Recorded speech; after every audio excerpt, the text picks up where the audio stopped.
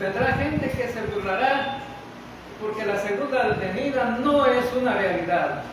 Entonces, en ese tiempo el apóstol Pedro tiene que hacer algunas aclaraciones para que la gente pueda, de las iglesias o la gente dispersa que estaba huyendo de la persecución, se diera cuenta que la segunda venida va a ser una realidad. Y entonces ellos enfatizaban que sus antepasados no habían visto la segunda venida, habían muerto, el tiempo había pasado y la segunda venida no se había visto. Pues todo sigue igual. Entonces, eso no es cierto, porque desde la creación hasta la fecha que Pedro escribió y hasta hoy día, las cosas han cambiado. No todo sigue igual. Hace poco les explicaba que al principio Adán y Eva comían frutos, ¿no? Semillas. Después en el gobierno humano, porque la Biblia se divide en 7 dispensaciones, en el gobierno humano ya empezaron a comer carne. No solamente semillas y frutos. Dios se les autorizó que podían comer carne. Y eso fue un cambio sustancial. Después, hemos visto que los cambios también en la vida de los seres humanos se han dado radicalmente. Y vamos a ver eso ahora. Entonces, lo falso aquí valga la redundancia, los falsos profetas que estaban diciendo todo esto es que si Dios castigó a la gente del mundo antiguo,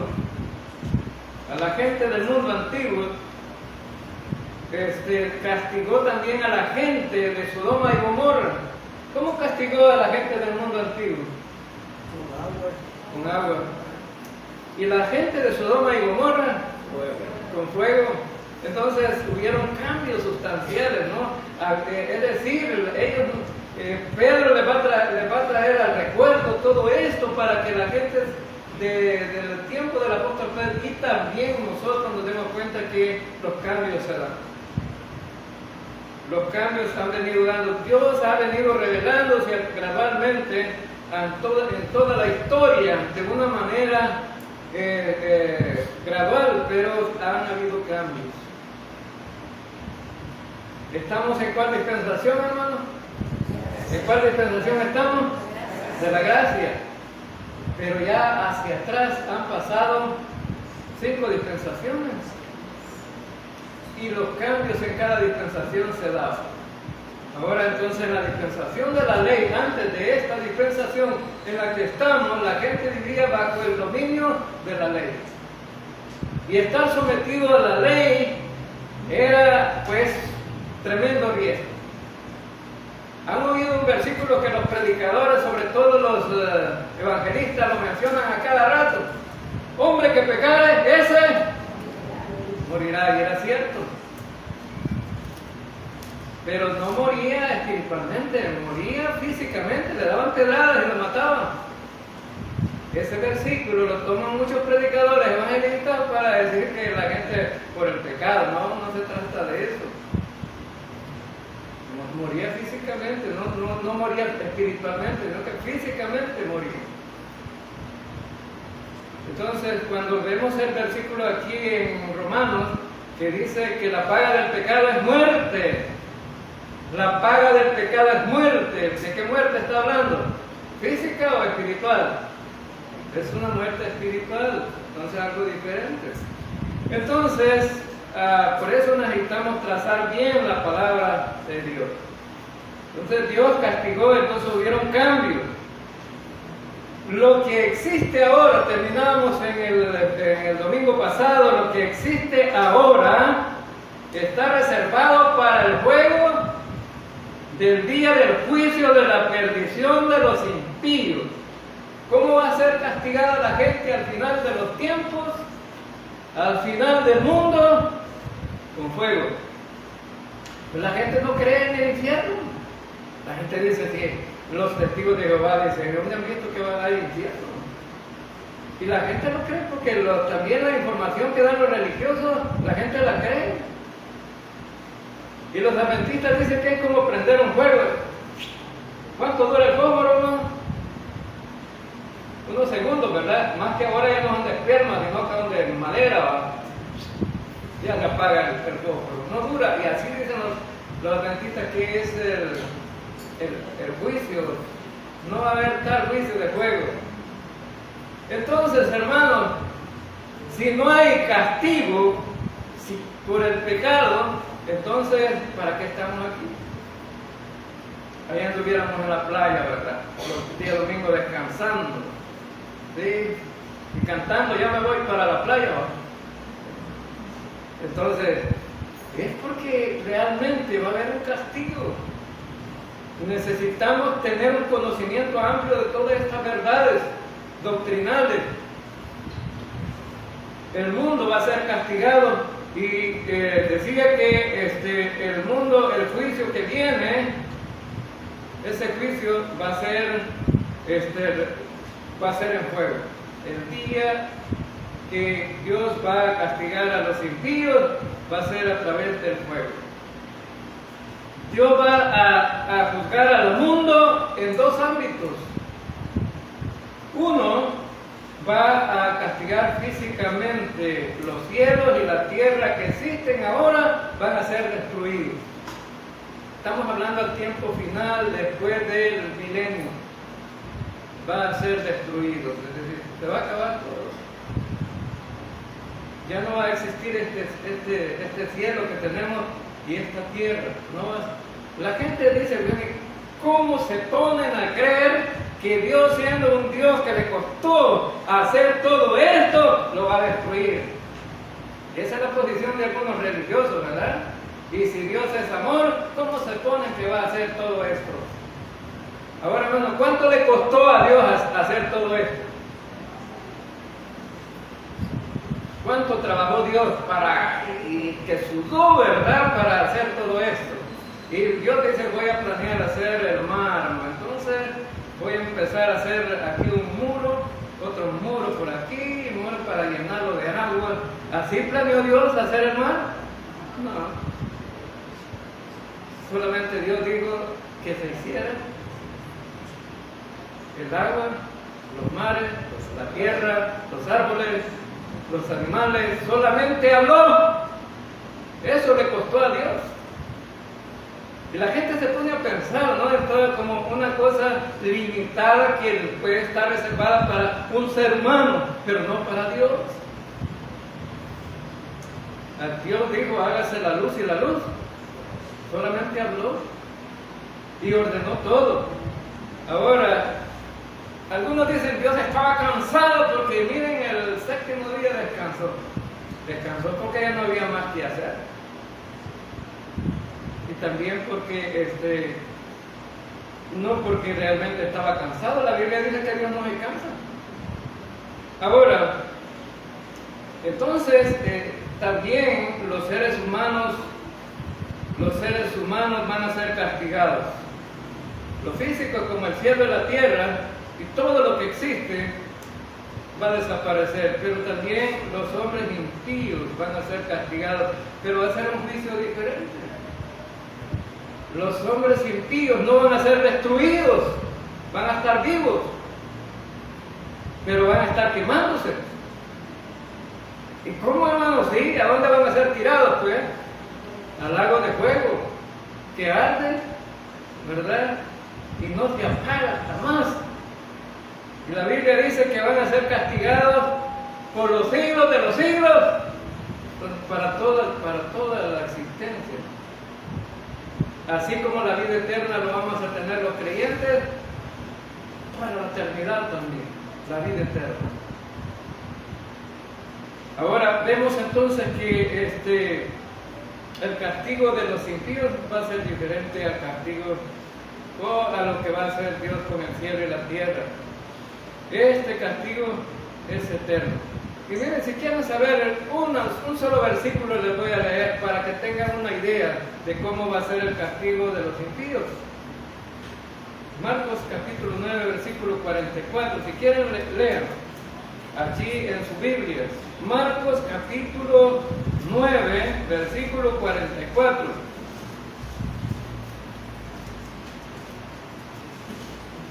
Donde el gusano de ellos no muere y el fuego nunca se apaga. Nunca se apaga. Significa que ese castigo va a ser eterno, nunca se va a apagar el fuego. Ahora, hermanos, ¿quiénes quieren ir ahí? ¿Quisiera usted ir por ahí?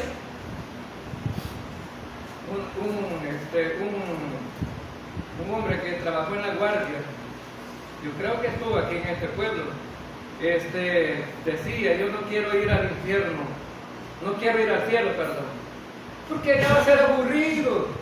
Allá dice, solo cantando, orando, porque ellos ven el aspecto religioso de la gente, ¿no? Y dice, no, de solo orando y rezando y haciendo tales cosas, ¿no? Pues ir a los evangélicos y a los católicos, y dice, miren, la vida es muy aburrida. Yo voy a ir al infierno, decía, a divertirme con los diablos, decía, los demonios. ¿Cree usted que va a divertir a alguna gente allí, hermano? Mire, dice que ni el fuego nunca se apaga. Entonces va a ser tremendo el castigo, ¿no? Entonces Pedro dice que los ignorantes no entienden el tiempo de Dios también. Eso lo veíamos en el domingo pasado. El tiempo de Dios, el kairos. Dice que 1000 años es como un día, pero nosotros vemos los días de 24 horas. Entonces, para Dios, un día pues son 1000 años. Es algo diferente, ¿no? Entonces, el tiempo de Dios. Y eso lo explicaba el hermano Ver el domingo pasado. Ahora vamos al versículo 9 de la segunda carta de Pedro, capítulo 3, versículo 9. El Señor no retarda su promesa, según algunos la tienen por tardanza, sino que es paciente para con nosotros, no queriendo que ninguno perezca, sino que todos procedan al arrepentimiento. Ahora, lo que vemos en este versículo, porque ya lo explicó un tanto el hermano Ver, pero lo que vemos en este versículo es la paciencia de Dios. La paciencia de Dios. Ahora, Dios siempre tiene paciencia con todo el mundo, tiene paciencia con los creyentes, con nosotros. ¿Verdad que los seres humanos casi no tenemos paciencia? Los hijos hacen una cosa al revés, dolores de cabeza para nosotros, ¿verdad? Y decimos, ¿qué este chipote qué está pensando, pues? ¿Cómo hace las cosas? Y uno tal vez ya ha dicho, no hombre, así no. Pero Dios es paciente, está con la paciencia, esperando. Ahora, y esa paciencia ya la explicó en la primera carta del apóstol Pedro, capítulo 3, versículo 20. Leamos ese versículo. Primera de Pedro, capítulo 3, versículo 20. Y dice, los que en otro tiempo desobedecieron, cuando una vez esperaba la paciencia de Dios en los días de Noé, mientras se preparaba el arca, en la cual pocas personas, es decir, 8, fueron salvadas por agua. 8 personas fueron salvas nada más. Noé y sus 7 familiares. Noé y sus 7 familiares fueron salvos nada más. Ahora, tenía paciencia, Dios de saber esperar. A Noé se le dio la orden de que construyera el arca, pero Noé estaba construyendo un arca y estaba diciendo, va a haber un diluvio. La predicación de Noé, ¿cuál fue? Va a haber un diluvio, va a llover agua y necesitamos un arca para subirnos ahí y para poder salvarnos. Predicación de Noé. Así de cortita, ¿verdad? ¿Y qué hacía la gente en el tiempo de Noé? Se burlaban de él. ¿Estás loco, Noé? ¿Y cuándo ha llovido? Nunca ha llovido. Aquí la tierra se riega con el vapor, ¿verdad? Con la neblina de todos los días. Pero no ha habido agua. Y aquí donde estás construyendo el arca, ni siquiera ríos hay. La gente se burlaba. Pero Dios tenía paciencia. Y le dio paciencia a Noé para estar repitiendo todo eso. Algunos dicen que 120 años predicó Noé, pero no es cierto. Porque desde que llamó Dios a Noé, Noé tenía 500 años. Y cuando se metió en el arca, Noé tenía 600. ¿Cuántos años habían pasado entonces? Solamente 100. Entonces no fueron 120 años. Ahora, entonces, vemos que, pero Noé tuvo la paciencia de estar diciendo, Dios dice, bueno, que hagamos este arca, y si usted colabora y cree en este proyecto, usted se va a salvar. Se va a salvar. La salvación, hermanos, la salvación, ¿cómo era en este tiempo? ¿Era por las obras o por la fe? Vamos a ver, ¿por las obras o por la fe? Por la fe. ¿Sabe por qué? Porque todo aquel que estaba construyendo un arca donde no había agua, lo tenía que hacer por fe. Tenía que hacerlo por fe. Y creer a Dios que Dios iba a hacer algo así, ¿verdad? Que iba a dejar que lloviera torrentes de agua, se llenara la tierra de agua. Tenía que creer en eso.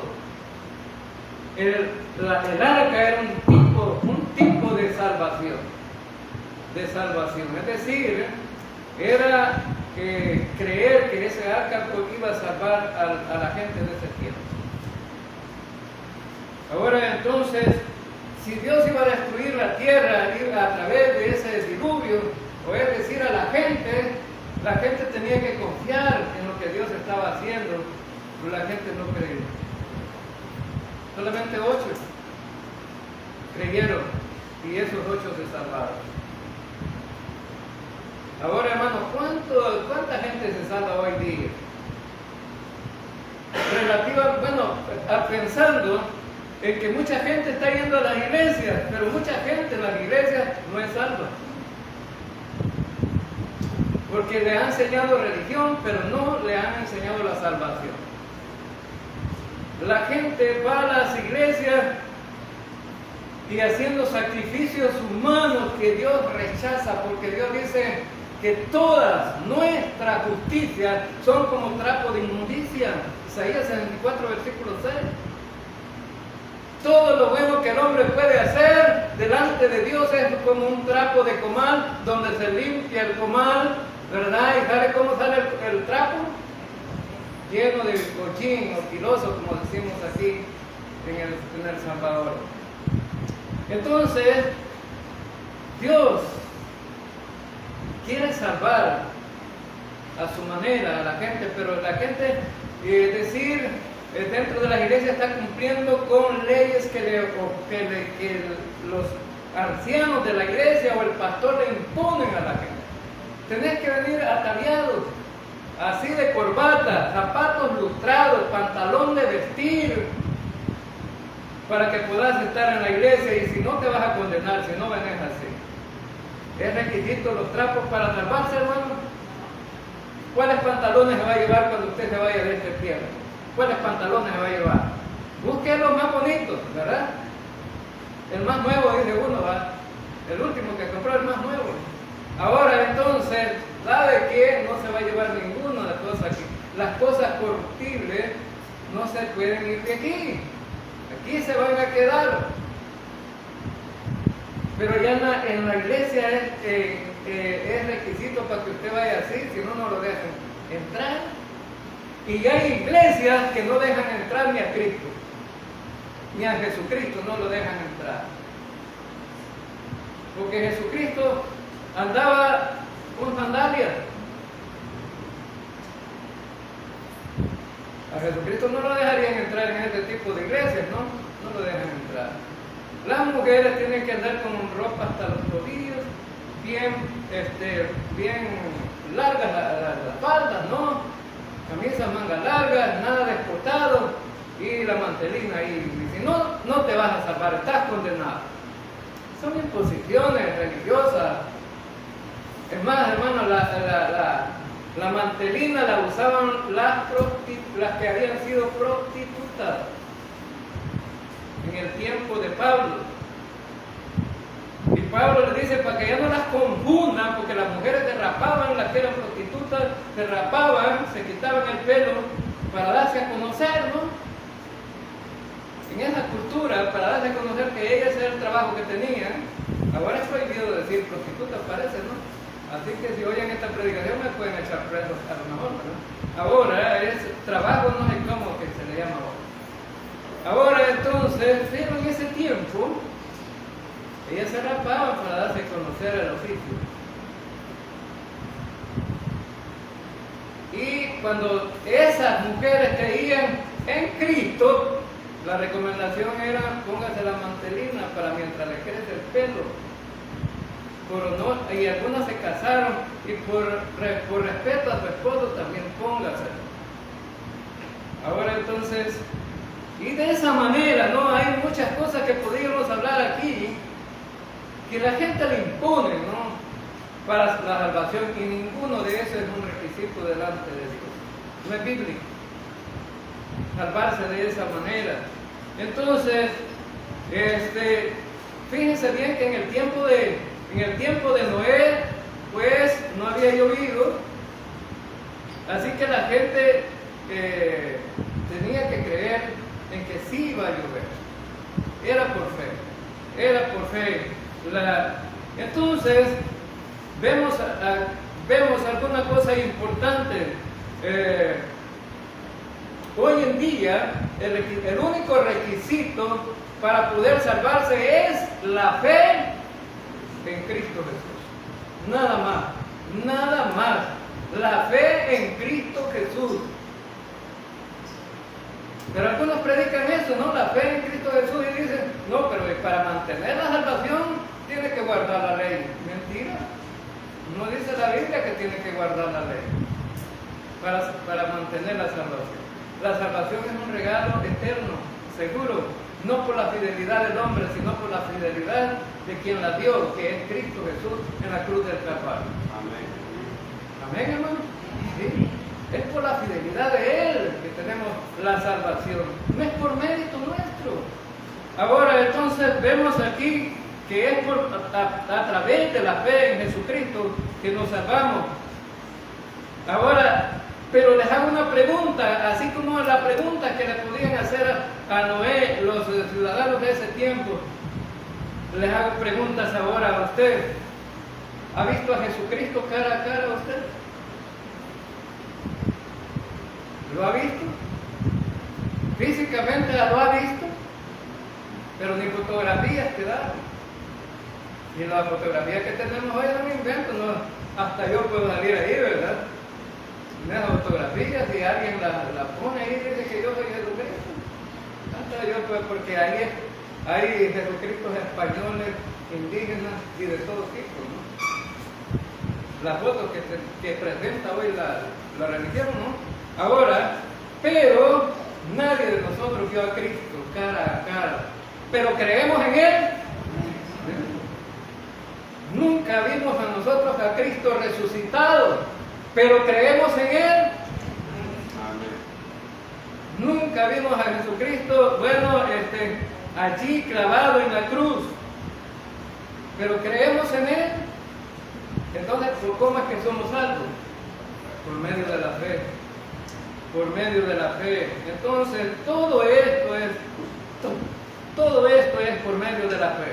Ahora veamos el propósito de Dios. Dios no quiere que ninguna, en el versículo que tenemos de 2 Pedro, Dios no quiere que ninguna persona perezca, pero sí quiere que todos se arrepientan y sean salvos, ¿verdad? Cuando está diciendo esto, en el versículo dice que Dios tiene paciencia de saber esperar para que la gente se salve. Hay algunos que no van a ser salvos, como los falsos profetas que tenemos ahí en la carta, ¿no? Esos ya están condenados. Y mucha gente también se va a perder porque no cree. Ahora, hermano, el detalle no es por ser pecador que uno se va a condenar, sino el detalle por lo cual una persona se va a condenar es por no creer. La incredulidad es lo que más aborrece a Dios. ¿Y cómo sabemos que es por la incredulidad que la gente se va a condenar? Juan capítulo 3, versículo 18. Juan capítulo 3, versículo 18. Búsquelo ahí en su Biblia. Mire lo que dice ese versículo.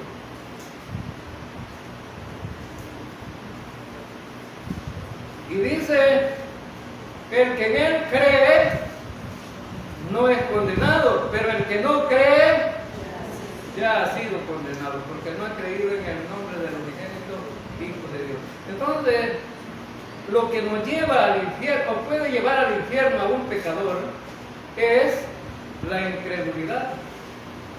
La incredulidad puede llevar al infierno no por ser pecador, porque Jesucristo vino por los pecadores, ¿no?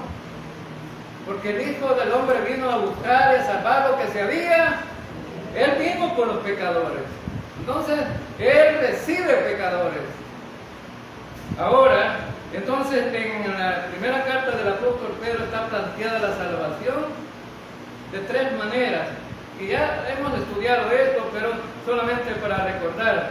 En la primera carta del apóstol Pedro, capítulo 1, versículo 3, miren cómo está planteada la salvación ahí. Bendito el Dios y Padre de nuestro Señor Jesucristo, que según su grande misericordia, nos hizo renacer para una esperanza viva por la resurrección de Jesucristo de los muertos. Nos hizo renacer para una esperanza, es decir, a través del nuevo nacimiento. Pedro plantea la salvación a través del nuevo nacimiento. La palabra renacer significa nacer otra vez. ¿Y cómo es que se nacen dos veces? Uno, nacemos físicamente, de nuestra madre, ¿no? Nacimos la primera vez. Y eso es lo mismo lo que plantea Juan en el capítulo 3 a Nicodemo. Ahora, nacemos físicamente, pero el segundo nacimiento es espiritual. Entonces nacemos de nuevo, espiritualmente nacemos otra vez. Nacimiento de arriba, de lo alto, del espíritu. Ahora, entonces, nacemos espiritualmente. Por eso Pedro dice que una persona, a través de renacer, tiene una esperanza viva. Una esperanza viva, no como la que el mundo tiene, ¿no? La esperanza que el mundo tiene es por si acaso, ¿no? Pero nosotros debemos de estar seguros que lo que Dios prometió, eso lo va a cumplir y es seguro. Otra de las maneras es por medio de la redención, dice Pedro, capítulo 1, versículos 18 y 19 de la primera carta. Sabiendo que fuiste rescatados de vuestra vana manera de vivir, la cual recibiste de vuestros padres, no con cosas corruptibles como oro o plata, sino con la sangre preciosa de Cristo, como de un cordero sin mancha y sin contaminación. Entonces, la segunda manera que explica Pedro es que somos salvos a través de ser redimidos, haber sido redimidos, y la palabra redimir significa conseguir la libertad de una persona o sacarla de la esclavitud mediante un precio, pero ese precio usted no lo podía pagar. ¿Quién lo pagó? Jesucristo. Dice, no, sino con la sangre preciosa de Cristo. Ese fue el pago. Cristo nos compró. pagó la deuda nuestra. Y Él nos rescató del mercado del pecado. Él pagó la deuda que nosotros teníamos. Y ahora pues somos redimidos por Él. Todo lo que hemos confiado, somos redimidos por Él. Y otra manera que plantea Pedro en la segunda carta, capítulo 1, versículo 1, es mediante la justificación por la fe. Simón Pedro, siervo y apóstol de Jesucristo, a los que habéis alcanzado por la justicia de nuestro Dios y Salvador Jesucristo una fe igualmente preciosa que la nuestra. Pedro está comparando a aquellos que eran salvos con ellos, con los apóstoles, aquellos que habían alcanzado la justicia de Jesucristo, habéis alcanzado la justicia de nuestro Dios. La palabra entonces justificación significa ser declarado justo delante de Dios, sin mérito. No porque tengamos mérito nosotros, sino porque a Dios le plació salvarnos a través de Jesucristo, y Él nos presenta, Jesucristo nos presenta delante de Dios, sin culpa y sin mancha y sin problema delante de Dios, justificado, declarado sin culpa. Nos ha presentado el Señor Jesús delante de Dios. ¿A cuánto les agrada esto, hermanos? ¿Les agrada saber que somos salvos no por mérito, sino porque lo que Cristo hizo por nosotros? Pero dice el apóstol Pedro en el versículo 10, el día del Señor viene. Como algunos falsos maestros estaban diciendo que ya no había segunda venida, pero el día del Señor es algo antes que se va a ocurrir de la segunda venida, es decir, antes de que termine el periodo de la tribulación. Es decir, pero el día del Señor vendrá como ladrón en la noche, en los cuales los cielos pasarán con grandes truenos, y los eventos ardiendo serán deshechos, y la tierra y las obras que en ellas hay serán quemadas. Otra vez el apóstol fue a repetir lo mismo que ya había dicho antes y que ya lo predicó el hermano el domingo pasado. Ahora todo va a ser deshecho, la tierra y las obras que en ellas hay y los cielos, todo va a acabarse. Entonces, y sabemos que este día es verdadero, porque habla acerca de la certeza. Fíjense bien, pero el día del Señor vendrá. La palabra vendrá está afirmando que ese día se va a cumplir. Vendrá. Ahora, es una afirmación que asegura que la venida del Señor es eminente, es decir, en el momento que menos lo espere. Pedro está confirmando a los creyentes, el día del Señor viene. ¿Y nosotros qué estamos esperando, hermanos? ¿Qué estamos esperando nosotros? ¿Están ubicados? ¿Estamos esperando la segunda venida o el rapto de la iglesia? El rapto de la iglesia. La segunda venida, bueno, las dos cosas tienen complemento, ¿no? Pero primero el rapto de la iglesia. Quiero que tengan claro eso porque hay una explicación aquí, porque Pedro dice cómo debemos de vivir nuestra vida cristiana. Pero, fíjense bien, vemos entonces que se usa el ejemplo aquí como ladrón en la noche vendrá, como ladrón en la noche. ¿Avisan los ladrones que van a llegar a robar, hermano? No avisan. Entonces Jesús no va a venir de repente. El Señor no ha dicho qué día ni qué hora va a venir. Él simplemente dice, voy a regresar. Y lo dice el Antiguo Testamento y lo dice el Nuevo Testamento, que el Señor va a venir. Entonces, el mismo Jesús usó este término.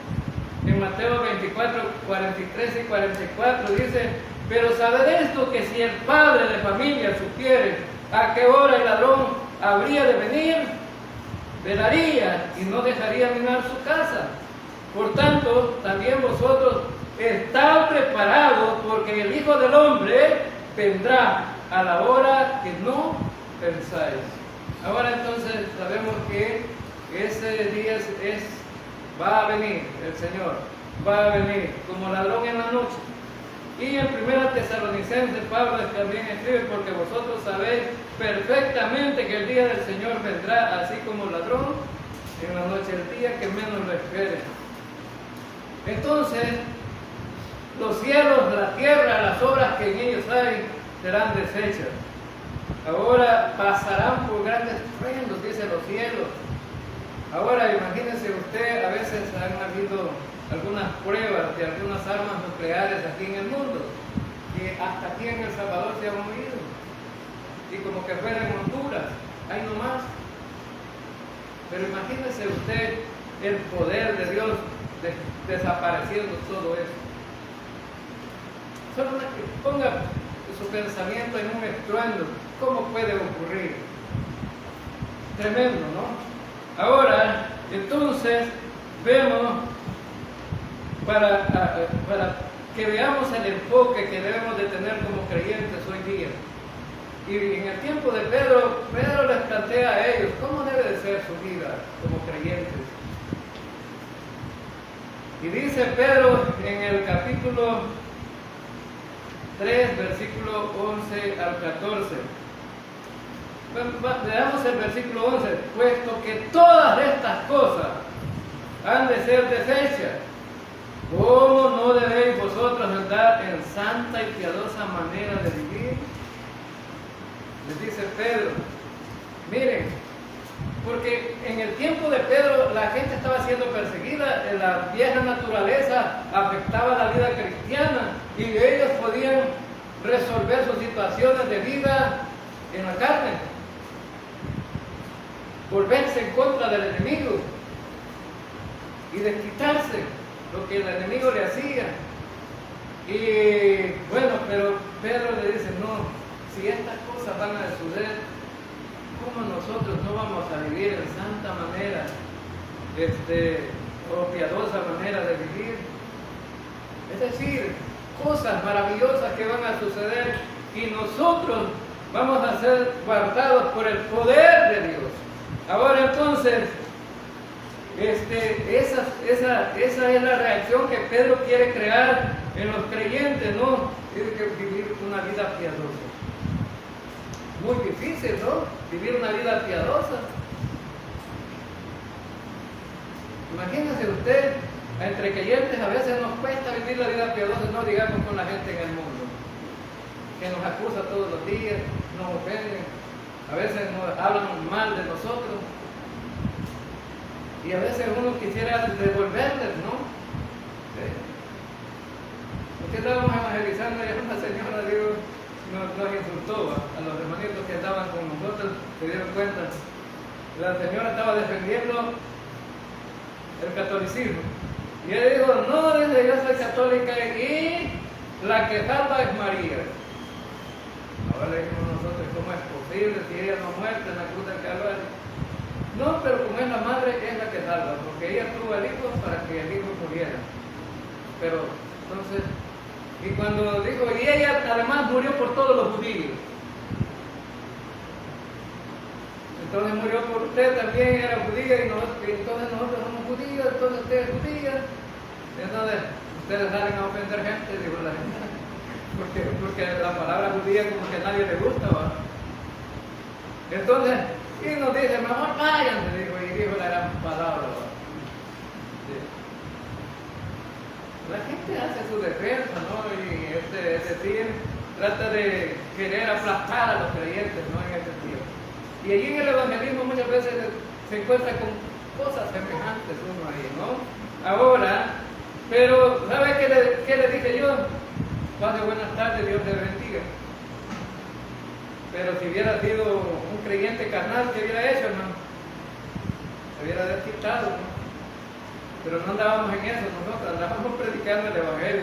Ahora entonces, pero muchas veces la vieja naturaleza se puede afectar. Y vamos entonces, y podríamos pensar nosotros, bueno, las reacciones pueden ser negativas o pueden ser positivas. Ahora, en la segunda carta del apóstol Pedro, capítulo 3, versículo 12, dice: esperando y apresurándoos para la venida del día de Dios, en el cual los cielos, encendiéndose, serán deshechos, y los elementos, siendo quemados, se fundirán. Otra vez, vuelve a repetir. ¿Se va a acabar todo esto, sí o no, hermanos? Porque en la Biblia, cuando se repiten las cosas y se repitan, es porque algo va a ocurrir que es eminente que va a suceder. Dice: esperando o apresurando para la venida del Señor Dios, de Dios, el cual los cielos encendiéndose serán deshechos, y los elementos siendo quemados se fundirán. Entonces esto indica que todo va a desaparecer. La palabra esperando es algo que puede suceder pronto. Algo que puede suceder pronto. Apresurándonos, la idea aquí es que nuestra actitud puede contribuir a hacer que el día del Señor se acerque. Es decir, nuestra actitud correcta puede hacer que ese día se acerque. Entonces el día de Dios abarca desde el descenso del Señor con sus santos ángeles. Cristo va a venir con los ángeles. Y en 1 Tesalonicenses 1:7 dice: y a vosotros que sois atribulados, daos reposo con nosotros cuando se manifieste el Señor Jesús desde el cielo con los ángeles en su poder. Cuando venga el Señor con sus ángeles, las cosas se van a tornar muy dolorosas para el mundo presente, porque el día del Señor es un día de juicio, un día de castigo. Israel va a ser castigado como las naciones inconversas van a ser castigadas, y la gente se va a endurecer el corazón, la gente no va a querer saber nada de Dios, la gente va a estar sufriendo y la gente se va a volver más incrédula todavía. Ahora entonces, versículo 13 dice: pero nosotros esperamos según sus promesas cielos nuevos y tierra nueva, en los cuales mora la justicia. Entonces, los creyentes no debemos preocuparnos por lo que suceda hoy, hermanos, porque a veces la gente dice: ya viene el fin del mundo, por cualquier cosita que suceda, ¿no? Nosotros esperamos según las promesas del Señor, cielo nuevo y tierra nueva. Ahora, ¿cuáles son esas promesas, cielo nuevo y tierra nueva? Las encontramos en la Escritura, es decir, es algo bíblico y no podemos dejar de creerlo. Mire qué dice en Isaías, en el Antiguo Testamento, Isaías 65, versículo 17. Porque he aquí que yo crearé nuevos cielos y nueva tierra, y de lo primero no habrá memoria, ni más vendrá a él pensamiento. Qué maravilloso, ¿no? No va a haber memoria de esta tierra y de este cielo que tenemos hoy. Todo esto va a desaparecer. Nuestra mente no va a tener la capacidad para recordar esto, porque todo lo que tenemos aquí está contaminado y es por el gran problema, ¿no? del pecado y todo eso, ¿no? Y eso a veces nos atrapa, ¿no? Con lo que tenemos. Y decimos: yo no quisiera que el Señor viniera. Me dijo un hermano una vez: acabo de hacer mi casa y tengo proyectado tener un carro antes de morirme y no lo tengo todavía. Mejor que no venga todavía. Y si el Señor te lo lleva, ¿verdad? Y allá no vamos a necesitar estos carros que aquí, hermano. No, para nada. Ahora, Isaías 66, versículo 22. Porque como los cielos nuevos y la nueva tierra que yo hago permanecerán delante de mí, dice Jehová, así permanecerá vuestra descendencia y vuestro nombre. dice que va a permanecer una nueva tierra y un nuevo cielo. Y Apocalipsis 21:1 dice, vi un cielo nuevo y una tierra nueva, porque el primer cielo y la primera tierra pasaron y el mar ya no existía más. Qué maravilloso, ¿no? Todo pasará. Terminamos con el versículo 14. Por lo cual, oh amados, estando en esperanza de estas cosas, procurad con diligencia ser hallados por Él sin mancha, irreprensible, en paz. Ahora, ¿cómo podemos llegar a esto, hermano? Porque ustedes saben que en este cuerpo es imposible estar sin mancha. Levántenme la mano los que no pecan. Todavía, ya son salvos, ¿verdad? Ya son salvos, amén. Pero todavía pecan. Decimos mentiritas todavía. Nos enojamos todavía. Peleamos, la mujer con el hombre se pelea todavía. Las cacerolas están todas apachadas. Todavía. Entonces eso significa pecado.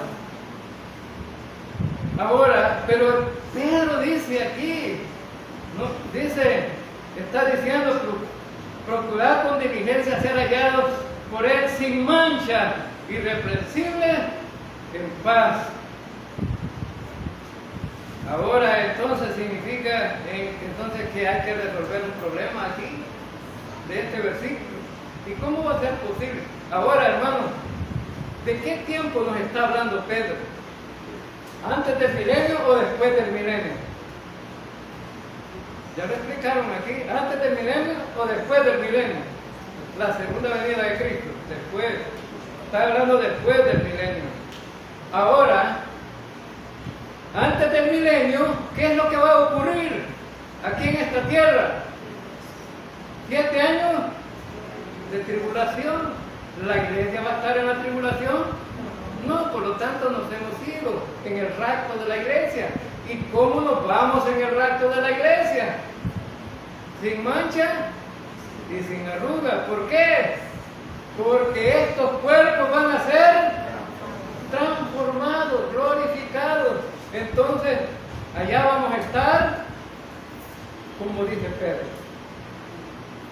Como dice Pedro, vamos a estar sin mancha, sin arruga, es decir, vamos a estar sin pecado allá, porque nuestra transformación en nuestra nueva naturaleza que vamos a tener como creyentes cuando vamos hacia el cielo con el Señor, ya no hay pecado. Ya no hay pecado. Hemos sido transformados. Entonces, al final de los tiempos, en el nuevo cielo y la nueva tierra, estos cuerpos no tienen problema con el pecado. Y los que son enemigos aquí, allá se van a llevar bien, ¿verdad? Allá se van a llevar bien porque vamos a estar juntos. Ahora entonces, y no va a haber problema con el enojo, ni con el rencor, ni con odio, ni con nada. Vamos a estar transformados. Como dice 1 Corintios 15, versículo 51, y lo leo este último versículo. He aquí, os digo un misterio. No todos dormiremos, pero todos seremos transformados. En un momento, en un abrir y cerrar de ojos, a la final trompeta, porque se tocará la trompeta y los muertos serán resucitados, incorruptibles, y nosotros seremos transformados. Entonces, allí está el detalle, hermanos. Pedro dice, si van a ocurrir todas estas cosas, ¿cómo no vamos a estar en una santa manera y piadosa de vivir, donde adoremos al Rey de Reyes, donde le demos la honra y la gloria a Él por todo lo que hizo? ¿Cuántos de nosotros somos agradecidos por lo que el Señor ha hecho por nosotros? Pues deberíamos de serlo, porque si somos mal agradecidos, es como que estemos diciendo que lo que Él hizo por nosotros no sirvió. Lo que el Señor hizo por nosotros, hermanos, es lo mejor que ha podido suceder. ¿Amén? Lo mejor que ha podido suceder. Es el milagro de la salvación y la vida eterna. Y la vida eterna es para siempre, no es para un ratito. es para siempre. Pero se puede perder la salvación, no, porque no depende de ti, depende del que la dio. Y la salvación la dio eternamente. Y si peco, tienes que confesar tu pecado delante del Señor. Y si no pecas, te va a disciplinar. Y si no lo confiesas, te va a disciplinar el Señor. Y termino. Que la gracia de nuestro Señor y Salvador Jesucristo sea con todos ustedes. Señor Dios Todopoderoso, Rey de Reyes y Señor de Señores. Tenemos una bendición especial para la congregación. Padre,